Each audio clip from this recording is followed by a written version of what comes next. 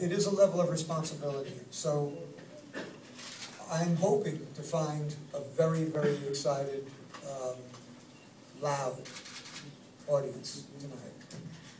Do you think that your ballads are so popular today as they were in the 80s? Do I think what? Oh, the ballads. Oh, no, I don't think ballads are played as much on the radio. When I listen to Top 40 radio, ballads are not as big anymore, or now, but it's cyclical. Things work in a cycle where a certain type of music, is predominant. We saw this through the years. We've seen it forever, and it goes around and comes around. And melody is coming back, theme, and musical melody in the structure of songs actually is coming back. I've been writing with some young songwriters. I've written with Neo. I've written with Lady Gaga. I've just worked with Kid Cudi, and these are, really, really talented people who love melody as well as hip hop and rap. Even hip hop and rap are attaching themselves to melody. A lot of times, of course, they're sampling songs with a lot of melody already. Kanye West and Jay-Z recorded one of my songs, and I think that they appreciate hooks.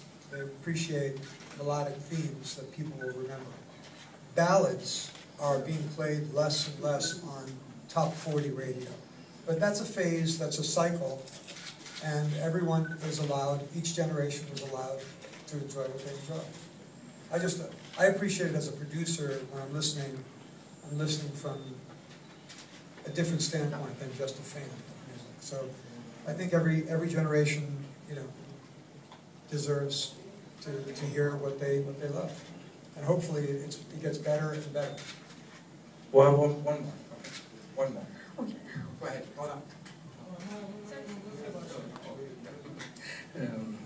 Hello, nice to meet you. I've been to the first Michael Bolton concert, and I appreciate very much you've been such a huge success on the radio in the 90s. And one of my favorite rememberings of you is when you play with Pavarotti. There are a lot of singers who decide to play with Pavarotti, but you are, I think, as a standard of Pavarotti. Do you still interested in opera, and do you want to make such connections between the tenors and you, because your voice is very good? Well, what I found out, thank you, first of all, thank you very much for what you said. What I found out was that I am a tenor. When I was invited to sing with Pavarotti, I was very excited and I was terrified. I was very nervous. But then when I started studying the arias I was going to perform with him, Nessun Dorma and Vesti la Giuba, I realized I am a tenor. And my vocal coach said, these aren't high notes for you, but you have to learn how to hit them and hold the vibrato, and there's certain approaches you have to learn. So I started studying. And I found an incredible body of music that I was not aware of because we didn't listen to classical music as a kid. I listened to R&B, I listened to pop, I listened to Motown. But then, in studying this music, I found some of the most beautiful songs. They're called arias when they come from an opera. And Pavarotti was crucial, was instrumental, because he was very generous with me. And when we were on the phone, I said, I'm very excited to come. He said, well, we are very happy, Michael, to have you as part of our show. And I was just nervous. And he said, I was thinking, and he named these arias that I'd never heard. So I paused and I said, well, how would you feel about Nessun Dorma and Vesti la Giuba? And there was a silence. He said, brilliant, genius, we shall do that. And I thought, okay, this is great. I know these songs. I knew the melodies. And when we met, he understood that I had listened to his work and respected his talent enormously. I still think he's the greatest tenor ever. So that opened up that world for me. And now during my live shows, I do some classical, a little bit of classical. And I'm planning on touring the world with symphony orchestra, where I mix the greatest hits, there are about 15 of them, with some of the most beloved music in the world, and definitely some of the songs that the Three Tenors did, some of the most famous arias that the Three Tenors performed. So, to answer your question, yes, I do plan on integrating some classical, but first and foremost, you have to bring the greatest hits, because that's what people know you for. Thank you very much. We're going to continue the process, okay? Go ahead. Go ahead. Hold on. Oh, okay. Regarding your latest album, you have a lot of collaborations on it. How did you choose the artist? I closed my eyes. No. Well, we did have a lot of choices.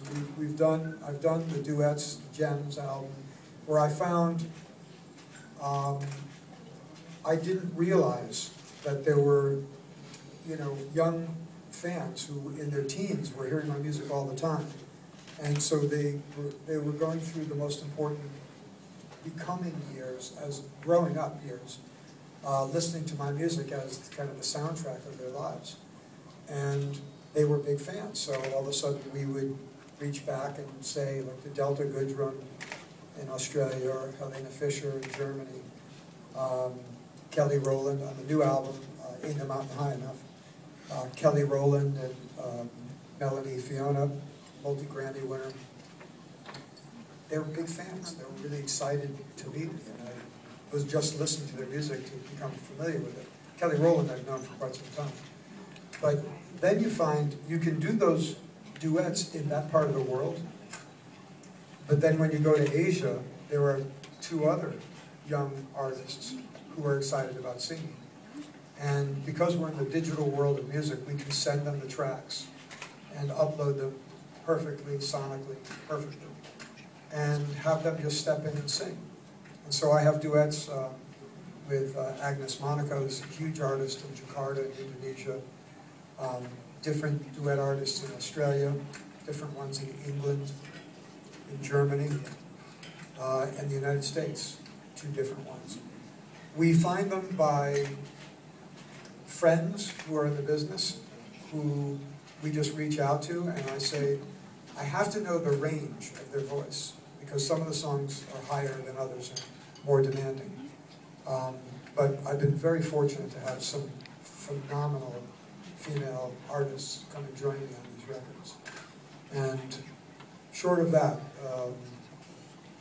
the Lady Gaga duet was a collaboration, it wasn't quite a duet. She sang background on one of the songs that we wrote together. But I had never heard of her because her album didn't come out yet. Her album came out 3 months after we wrote together. And it was exciting because she was ready for it. And her album was about to come out. Just Dance was about to hit the streets. And I could tell she was going to be a very big artist. So it was fun kind of catching her in that stage of just about launching, just about liftoff. And seeing someone with that kind of talent, but that kind of work ethic. The work ethic is what makes it all pay off. You can't do it without having a strong, disciplined mentality towards the work that it really takes to have a career. And so now I also meet these artists, and they want the same thing. They want to be singing all of their lives, not one hit or 2 hits. They want long careers. So they come to me sometimes for advice, and I say, well, come on the road with us. Come on a tour. That'll help you. And it's been amazing. It really has. Ioana Pavel, National Television, Romanian National Television. Welcome back here. Thank you very much. First of all, because you began as a rock artist, as far as I remember, I was curious, how did you make these changes? Because I've heard you singing this kind of songs. After this, there were ballads and opera, and because your voice allowed you, I was curious about jazz, if you ever tried to play jazz, and because tonight in the opening they are going to be Diana Matei and Taraful Cleante, I was curious if you know this kind of music, and if you like it and if you'd like to play and sing this kind of songs. Well, I am going to, I did hear some beautiful music last night. Is that basically the traditional? Well, that's traditional. Yeah, which was fantastic. And of course, we had extraordinary musicians. They were like virtuosos. Like between 3 or 4 people, they sounded like an orchestra. I told my band that they're about to lose their jobs because 3 of these guys can replace 10. So, I'm just kidding. Tonight, I'll be there. I'm going to be there early, so I'm going to hear our opening performer, Diana Mate, and I'm really looking forward to it. I met her, but I did not get to hear her music yet. So I'll be there, because I'll be going early to the show. What about jazz? And jazz.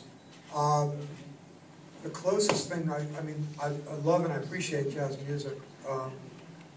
I haven't really recorded true jazz. I've recorded big band music, which is very much jazz influenced. Big band swing. There's a lot of the greatest jazz players have recorded a lot of these songs, but I have not done quite a jazz album yet. I've recorded a blues album that I haven't finished and put out yet. So I still have a few other steps to get there.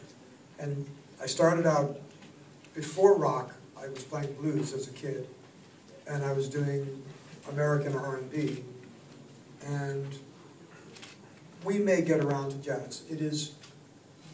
It's one of the most difficult, one of the most demanding forms of music. I think a genre where it requires a musician to be maybe the best musician there is a jazz musician, with any instrument, piano, guitar. But I'm not there yet, where I'm looking and saying, yeah, it's time to do a jazz album. I'm not seeing that yet on my horizon. Not yet. Thank you very much. And if I ask you about the word zakuska, it tells you something, because I know that you are a very big fan, and you told us that without sleep and without a good cappuccino, you cannot sing very well. What about zakuska? Is it important in your life?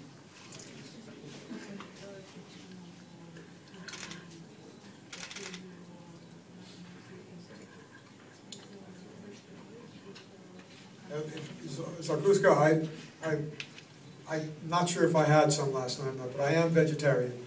But I'm a junk food vegetarian. So I like salt, I like sugar, I like pizza.